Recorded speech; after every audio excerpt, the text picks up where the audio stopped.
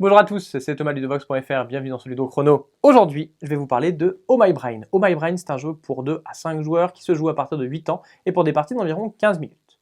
Dans Oh My Brain, vous incarnez des campeurs qui se font attaquer par des animaux zombies. Le but du jeu va être de survivre à cette attaque et que ce soit les autres joueurs qui, eux, succombent aux attaques des zombies. Pour cela, vous allez avoir des cartes en main qui représentent donc les animaux zombies en train de vous attaquer. Ces cartes, elles vont être numérotées et le but va être à chaque manche de se débarrasser le plus rapidement possible de nos cartes. Plus vite on arrivera à se débarrasser de nos cartes, plus on fera perdre de jetons cerveau à nos adversaires. A l'inverse, si jamais on n'arrive pas à jouer à notre tour, on va perdre des jetons cerveau. À la fin de la partie, c'est le joueur qui aura le plus de jetons cerveau qui sera le gagnant. Donc au début de la partie, chaque joueur va recevoir un petit chevalet et 9 jetons cerveau. On aura ensuite une succession de manches. Chaque manche est séparée en 2 phases. La première phase est une phase où l'on va commencer à créer sa main et son cimetière. Pendant cette phase, chacun des joueurs va piocher 3 cartes, il va les regarder et chaque joueur va choisir 2 cartes qui vont aller dans sa main et une carte qui va aller dans son cimetière. Alors le cimetière, c'est donc les cartes qui sont sur notre petit chevalet. Évidemment, ils sont cachés des autres joueurs, je le mets face visible pour vous expliquer.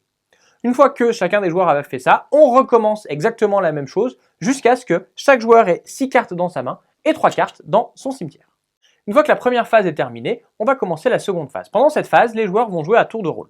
Lorsque c'est à moi de jouer, je vais défausser une ou plusieurs cartes de ma main de même valeur sur la pile horde. Lorsque je défausse des cartes, il faut que celles-ci soient toutes supérieures à la dernière carte qui a été défaussée. Ici, il n'y a pas de carte qui a été défaussée, c'est le premier tour. Je vais pouvoir défausser n'importe quelle carte, par exemple celle-ci. Mon tour est terminé, c'est au tour du joueur suivant qui va faire la même chose, qui choisit une carte de sa main et qui la défausse, elle est bien supérieure à celle qui a été jouée. On passe au tour du troisième joueur qui, lui, va jouer plusieurs cartes de même valeur. En l'occurrence, il va jouer 2 cartes de même valeur qui sont toujours supérieures à la dernière carte qui a été défaussée. Il va en placer une sur la pile et l'autre, il va la rajouter dans le cimetière de n'importe lequel des autres joueurs. Il pense que c'est celui-ci qui est bien placé pour gagner. Il va lui donner donc une carte.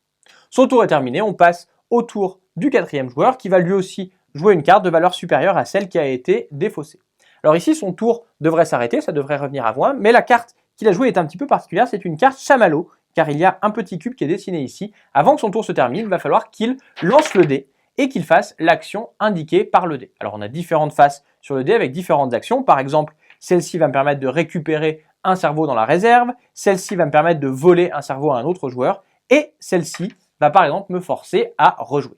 Dans tous les cas, une fois que l'action du dé a été résolue, on passe au tour du joueur suivant. Lorsque l'on revient à mon tour, eh bien, il peut arriver que l'on ne puisse pas ou que l'on ne veuille pas jouer. Dans ce cas-là, lorsque cela arrive, eh bien, on va devoir d'abord perdre un de nos jetons cerveau, défausser tous les pions horde et piocher 2 cartes, en choisir une qui ira dans notre main et l'autre qui ira dans notre cimetière. On va alors pouvoir recommencer à jouer en défaussant une carte horde. Alors il est à noter qu'il va y avoir, en plus des cartes avec des chamallows, des cartes particulières. On aura par exemple le moustique, lorsqu'il est joué, eh bien on peut jouer au-dessus de n'importe quelle valeur. Néanmoins, on repart à 0, donc c'est plus facile pour le joueur suivant.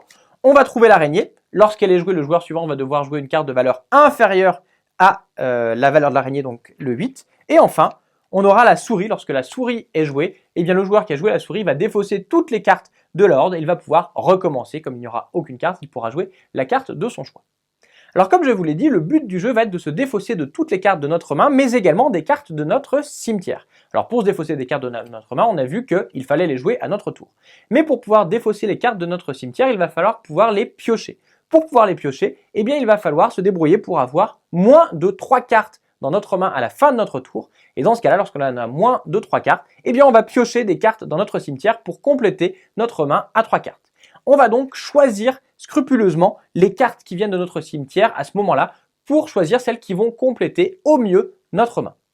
On continue donc ainsi à jouer jusqu'à ce qu'un des joueurs ait réussi à se débarrasser de toutes les cartes de son cimetière et de toutes les cartes de sa main. Dans ce cas-là, le tour s'arrête. On va alors, pour les autres joueurs, compter combien il leur reste de cartes dans les mains et dans leur cimetière et chaque joueur va perdre un jeton cerveau pour chacune de ces cartes. Si jamais il reste encore des cerveaux à tous les joueurs, on va pouvoir commencer une nouvelle manche en redistribuant les cartes à la phase 1 puis en les jouant à la phase 2. La partie va s'arrêter dès qu'un joueur a perdu tous ses jetons cerveau. Dans ce cas-là, eh bien ce joueur est éliminé de la partie et on regarde parmi les autres joueurs qui restent celui qui a le plus de jetons cerveau. C'est alors ce joueur qui est le gagnant de la partie. Oh My Brain, c'est donc un jeu dans lequel il va falloir jouer ses cartes au bon moment et surtout bien choisir comment répartir nos cartes entre notre main et notre cimetière pour que lorsque l'on récupère les cartes de notre cimetière, elles nous aident au mieux. Voilà, vous savez presque tout sur Oh My Brain. Maintenant, à vous de jouer et à bientôt sur Dox.fr.